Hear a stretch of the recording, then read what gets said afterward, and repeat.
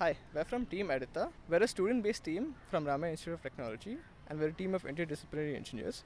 So what we do is we develop unmanned aerial systems. Our unmanned aerial systems, or UAVs, are capable of autonomously navigating. They're capable of real-time image processing and also avoiding obstacles in their flight path.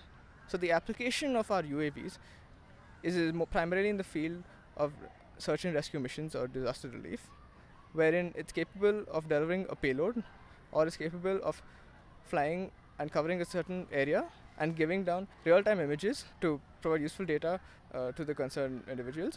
We take part in a competition called the Students Unmanned Aerial Systems. So the entire mission is a simulated search and rescue mission, and we've been able to achieve this with a high reliability for the past few years, and we've been taking part since 2011. We're currently the best team in India, and with more support, we're hoping to do better in the future. So our UAVs are applicable in a lot of disaster relief situations, wherein a manned mission would be too risky and also would take a lot of time. Our UAVs cut down that time substantially while also reducing the risk.